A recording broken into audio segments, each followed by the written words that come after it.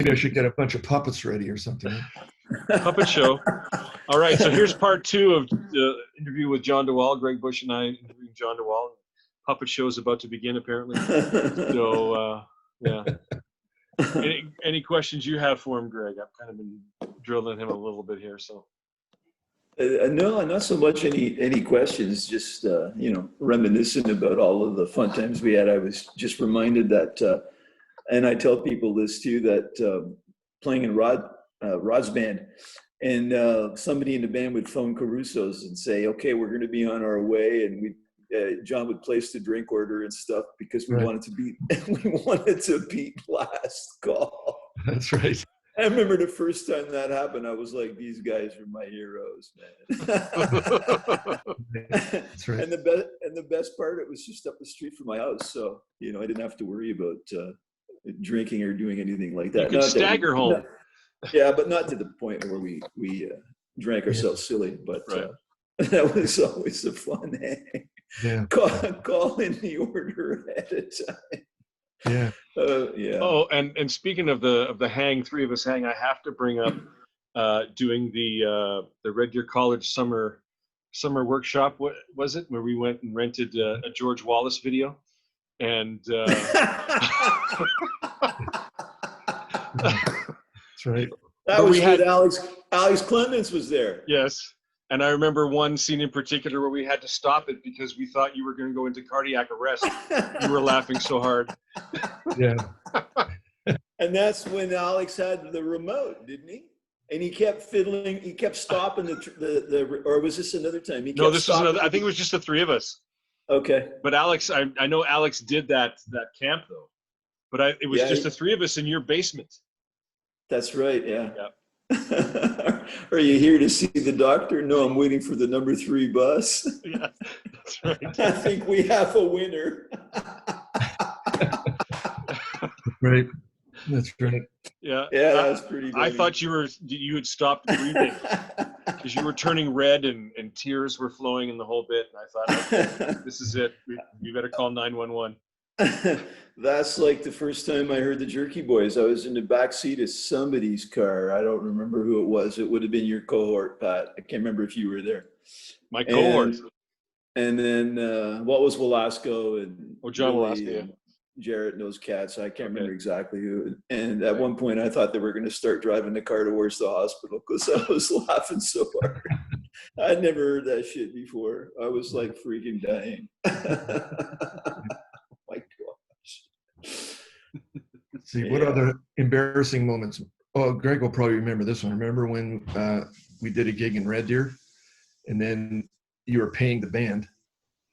You probably remember. I'll let you tell. Oh, yes, I remember. That's another embarrassing story that Greg can tell. You want me to tell it? Yeah, yeah.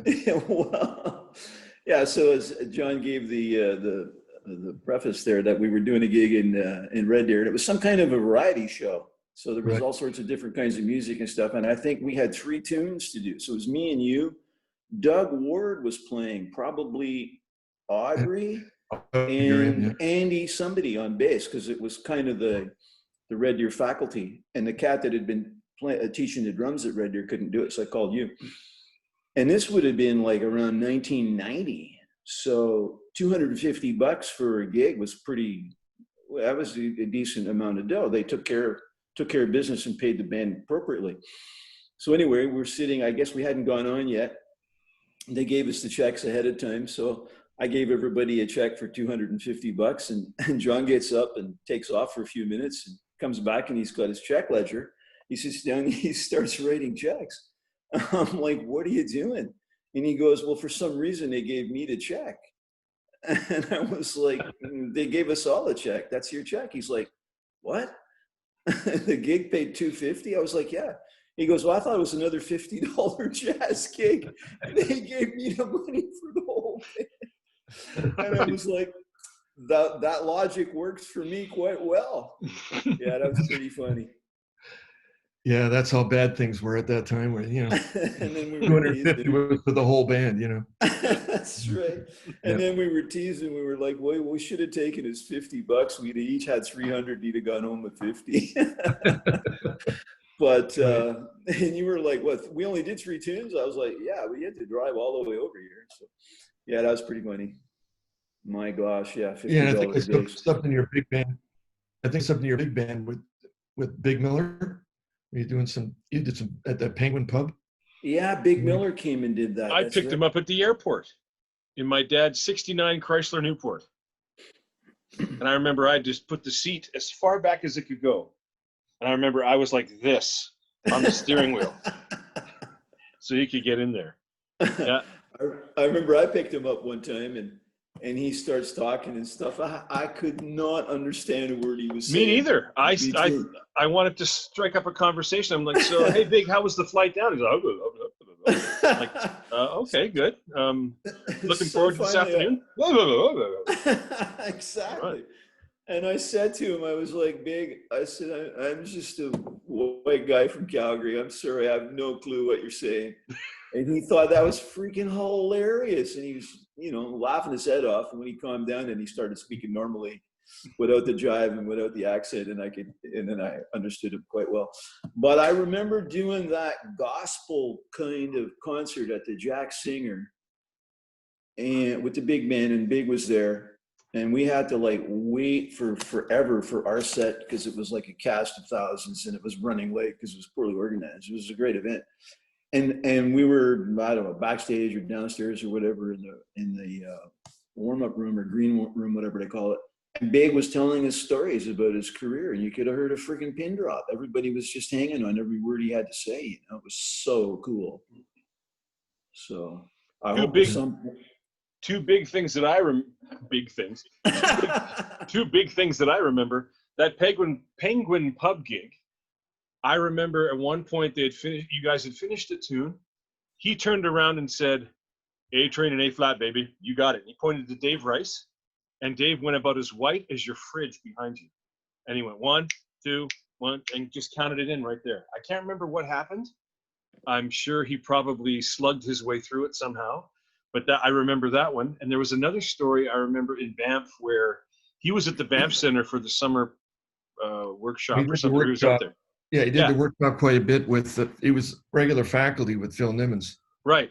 Yeah. So I guess he walked into a room and there was this German rhythm section that was playing all this really quasi-out, high-intensity, pushing the envelope kind of thing. And I guess Big walks in and he's walking towards the band. He's like, no, no, no. Blues in B flat, boys. Right about here. 1, 2. No, no, no. Well, I remember the A-Train event, and that was good. The band did quite well, actually. Yeah, everybody did just fine. And I don't know if Dave vapor locked or not. I can't remember, but I don't think he would have called it had he not figured out that the band could handle it. Yeah. Yeah. So no, I remember they handled it because it's not that hard a tune, but everybody did just fine. Yeah. Yeah, the first gig I did with Big was at Phoenicia, if you remember that room. Oh yeah.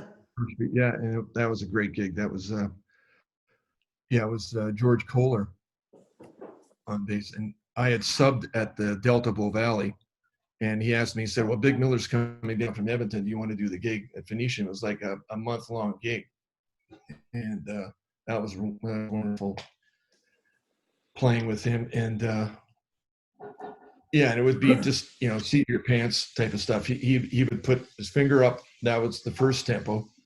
Second tempo, 2 fingers up, and he'd switch back and forth. So we'd be playing along, and he'd go like this. So we'd have to switch gears, and we'd have to shift back to the first tempo, and then he'd double that up again. So that was his. It was just. I think it was a little test for everybody in the band. See if they. I think Wayne Fetchuk was playing piano in the group, but that was a wonderful gig when I first worked with him. Yeah. And they recorded it because I have the LP somewhere. That's right. Yeah, that's right. Yeah, and I was, again, at that time, I was still working with Rod's band, so I was booking off on the weekends all the time, to do party band gigs because, I knew the book. So I got Ken Searcy to sub for me. And I think Ken's on the LP. Yeah, so I got so busy that it just turned in, Ken ended up getting the gig,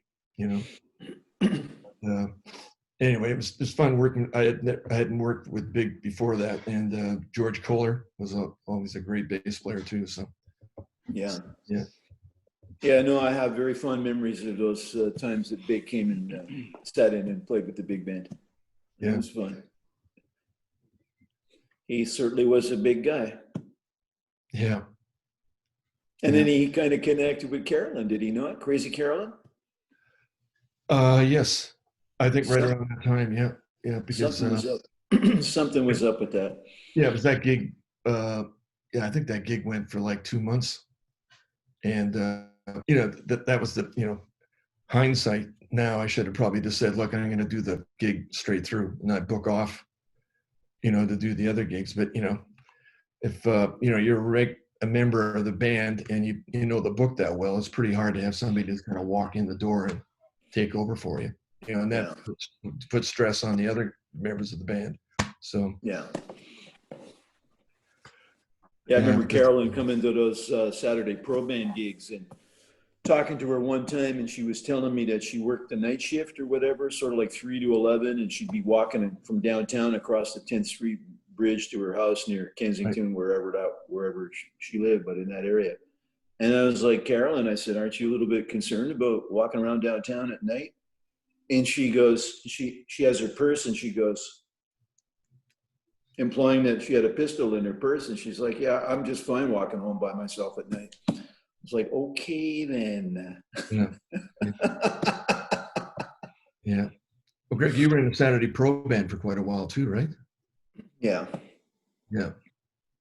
Yeah, that was my usual thing. I finished teaching Saturdays afternoon, I think at 1, and I'd fly down to the Delta.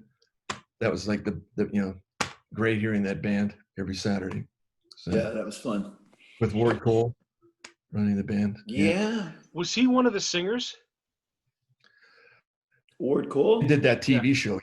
Yeah, because Miles Jackson posted that the other day on Facebook, and I was checking out the singers, and I thought, okay, there's Hank, Zanbor, and then Miles is in the middle, and I thought, I'm not sure who that is on the right, but it might be Ward Cole. I met Ward once, I think. Yeah, and I worked was him, right? a lot with. Yeah, and I worked a lot with Diane Miller. Yeah, Diane was there too. Yeah. Oh, well, I didn't know Ward was singing. Cool. Yeah. Yeah, and then Sophia Merton. Yes. Right. So they were doing like a Manhattan Transfer thing. Yeah. Was that Gary DeBoek that was playing drums with the beard? Yeah. Who was playing Barry at the time? That's one person I didn't recognize in the sax section. Because I saw John Reed, Ian Clayton, Eddie Morris, and then the Barry player, I wasn't sure who that was. Probably Gary Sylvester. Might have been. Wow. I would never have guessed that was him. Who was playing Barry with the Saturday Pro Band? That's in that video. It was a video from 1983. Yeah. Yeah, I want to say it was Gary, but maybe Gary was playing second tenor. No, I think there's only 4 saxes in that video. Okay. It was a smaller band. Dennis Collier's in the trumpet section. Right? Yeah, it was Sandy Barter, Al, Dennis Collier, and maybe it was just the 3 of them. Yeah, we can spend like a whole interview just on Dennis Collier. No kidding. And then trombones were Cam Miller, Kai Pacenti, and Ryan Wally. Right. And I believe George Kohler was playing bass. That's right. Okay. Yeah. And I think it was Jim Chu on guitar. Yeah. Those guys I reckon, but when I saw the Barry player, I'm like, Gary Sylvester never popped into my head because I didn't think it looked like him, but it could very well have been. This was you still have that picture? You still have that picture, or what? It's a video. A video, okay. It was. I guess it was shot up at CFCN, right? At CTV Street. Yeah. Okay. Well, if you come across the video, send it to me if there's any way for me to see it. And yeah, I can. I'll send you the link. Okay. Dennis was in the Wednesday night band too when we went to BC. And Dennis was in your band, Greg. I think when I joined, because I joined Wednesday band in your band in the same year, and I'm pretty sure Dennis was in it. Yeah. And Frank Cool as well. Another one I remember who. Oh, that's right. Yeah. You never hear about anymore. And Grant Lowry, Frank Cool. Grant Lowry, yep. Yeah. Stan Brown. And Alan Melling and Stan Brown too. Remember those guys were in That's at one right, point too. Alan Milling. Yeah. You know, Dennis Collier, those are Legion stories. Dennis Collier. Yeah. Well, the one that I had direct contact with was when he was, they had the Alberta Band Association or whatever it was in Red Deer, and the Army band was playing, and Dennis got inebriated and decided he was going to take a solo in front of the band. And Dennis wasn't known as a soloist. He was pretty solid trumpet player in terms of the section and some lead and stuff like that, especially when he was in shape. So he kind of, rather than getting off of the bandstand, and it's tiered, and rather than getting off and going around, he stumbles through the bone section, through the sax section, gets up front, and he's playing, and it's not happening very well, you know. So anyway, after the concert, we're sitting at the bar. It was me and Dennis, and I forget the band director's name. I can sort of picture. And they started having words, and Dennis kisses him on the cheek. And I'm like, oh boy, where's this going? And the guy goes, oh, kiss my ass, Dennis. And Dennis goes, Captain, I just did. Yeah. And then he asked me to go to, I wasn't living in Red Deer at that time. And he asked me when I was going back and could I take him back? He didn't ever ride back. I guess he missed the bus. I don't know. So anyway, we're in the car driving back to Calgary, and he passes out. He's freaking fast asleep, and he's snoring to beat the band, man. And then all of a sudden he starts to choke, and I'm freaking out. He's just going for it, man. And I'm on Deerfoot, pretty close to Calgary. And I pull over onto the shoulder because I was going to get out and try and give him the Heimlich maneuver because I thought he was going to freaking die in my car, right? So anyway, he kind of gets it together. He calms down and he sees what I'm trying to do. And he starts laughing like even, oh my gosh, I thought he was going to start choking again, you know. But I got him home safely, and I got him up to his apartment, and that's where I saw the famous picture of him with just the sash and the jewel in his navel, which had been an urban legend story, but I actually saw it. It's true. Yeah. Jeez. Oh my gosh. He showed up in Ontario when I was living there. He was something to do with around Guelph or Kitchener. I forget exactly. I think maybe he was from around there. Anyway, I don't know why he was there. So he contacted me. So I went and I met him at a bar, and we had dinner and stuff. And man, I just laughed my head off the whole time. It was freaking hilarious. I was like, oh, Dennis, you haven't changed. Yeah. That's when you were living in Hamilton? Yeah. Okay. And he had been teaching in Pakistan, I think. Yeah, I heard Egypt that or something. There's a picture of him on a camel somewhere. Yeah, that's the picture that Bobby Shoes says. You know, I get an email from Dennis, and he's on a camel playing his trumpet.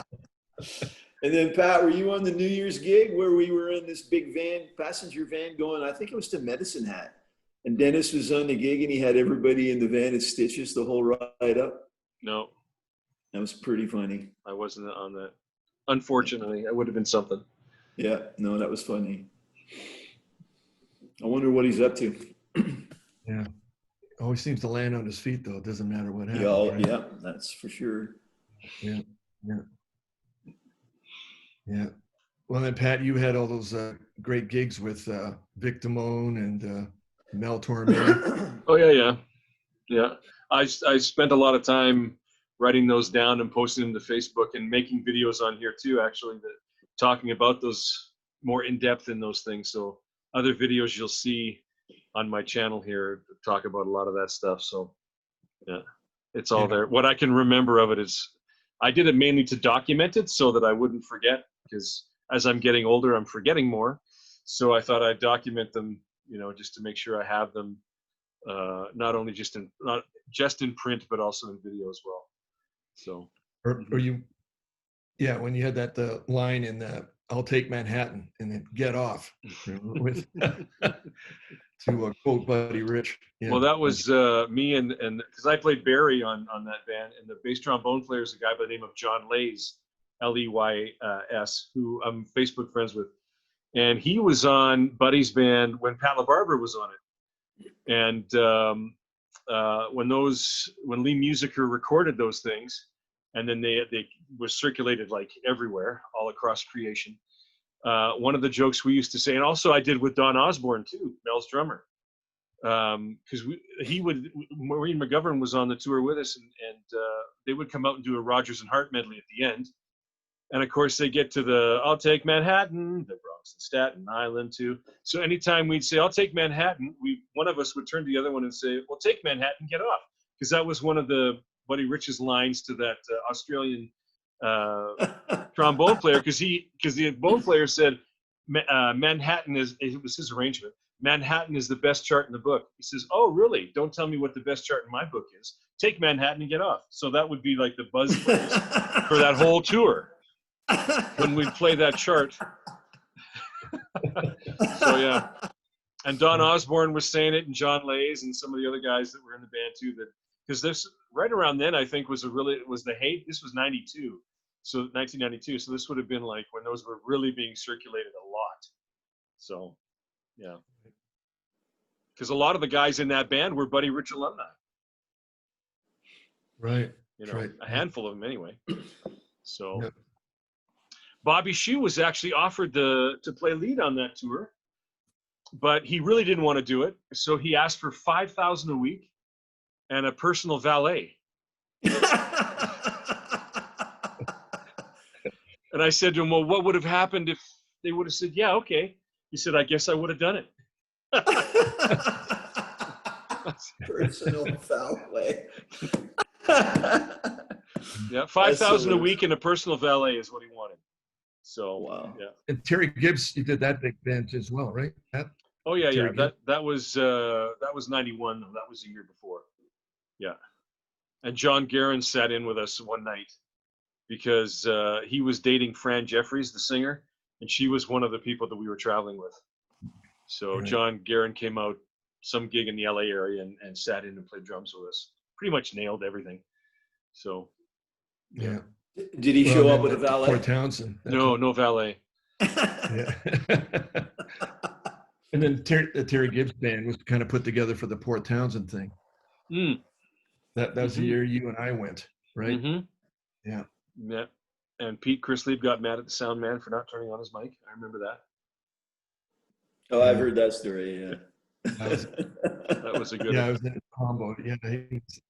Yeah, it was like a laugh track.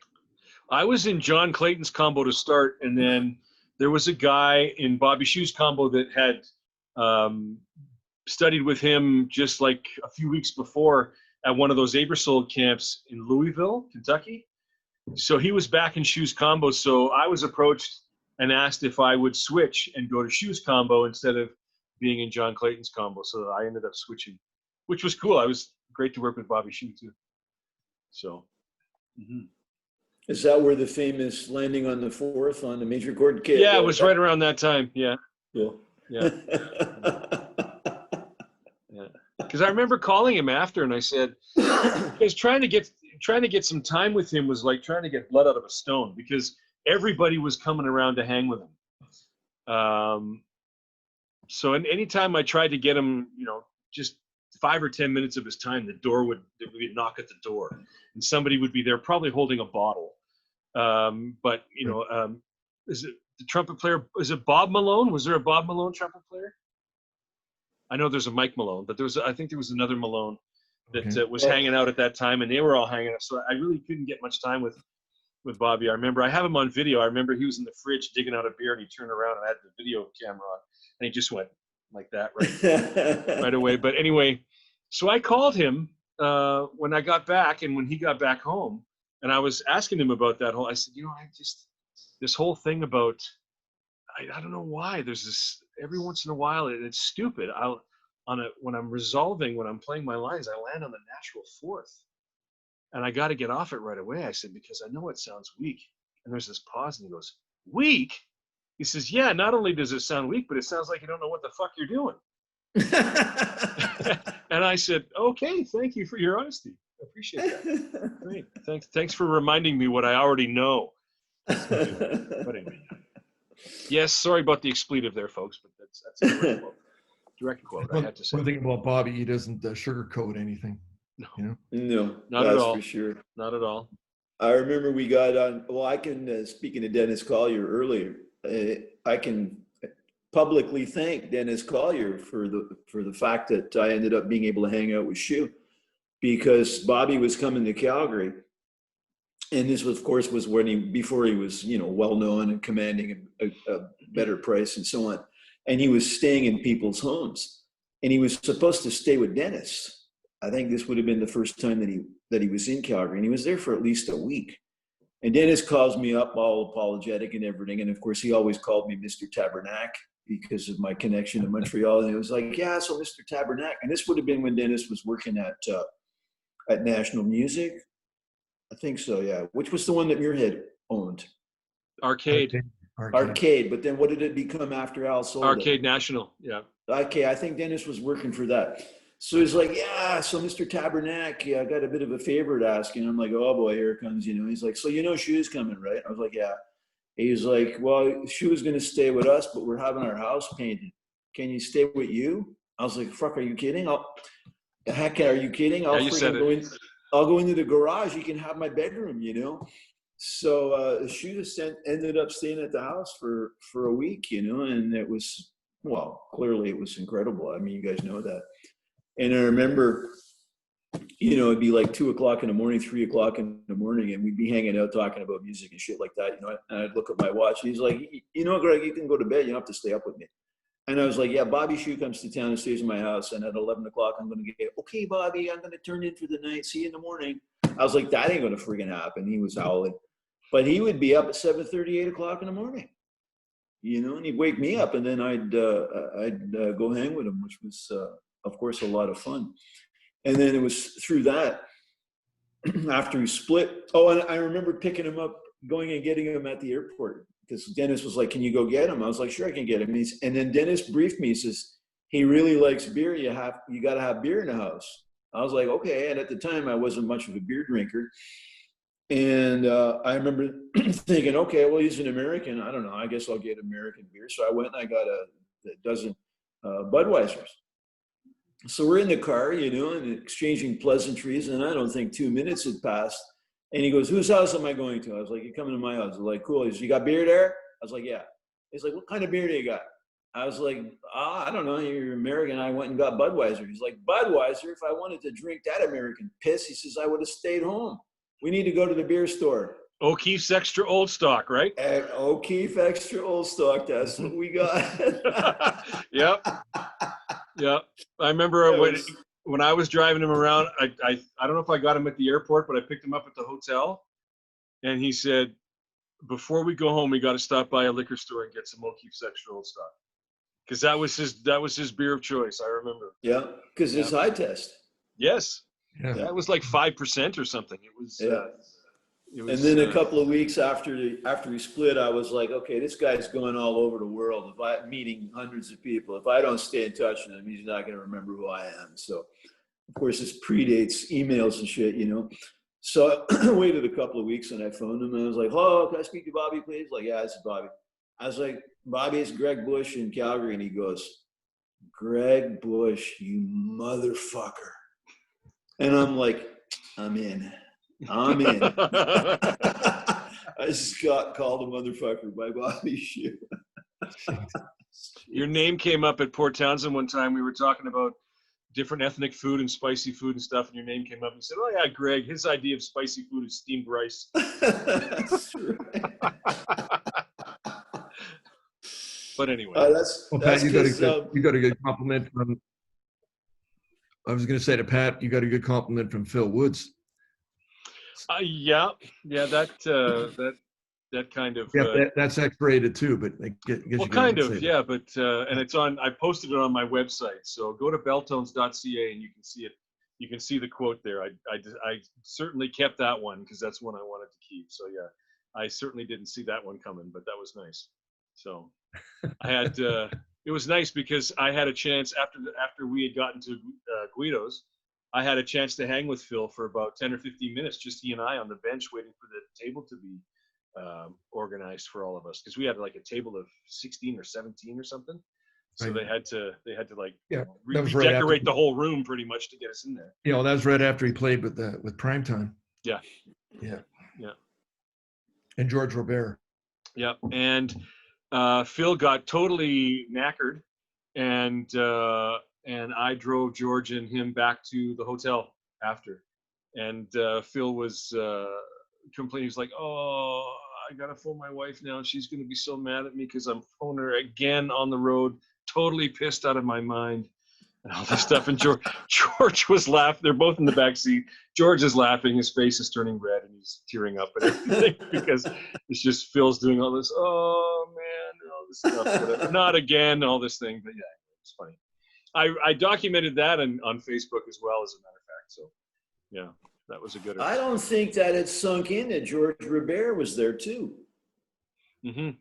Huh. Yeah, both of them were. Yep. Hmm. Because George was basically my connection to get Phil up here. I went through George to make that happen. Like because I wanted to bring George up anyway, and I don't know how if we brought Phil in for a festival or something. What was it? Yeah, the Calgary Jazz Festival. Okay. Yeah, that's what it was. So, and then he came up another time and played at Quincy's with his own group. He had Bruce Barth on keyboard, and I can't remember who the other guys were. But we Right. went to Guido's after that too, I think. Remember that, or did we? Was it then, or was it? Maybe it wasn't. Oh, here you go. Just a sec here. Talk amongst yourselves. Oh. Right. You all right?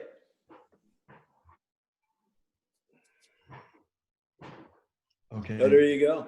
Yeah. There we go. That was taken to Guido's.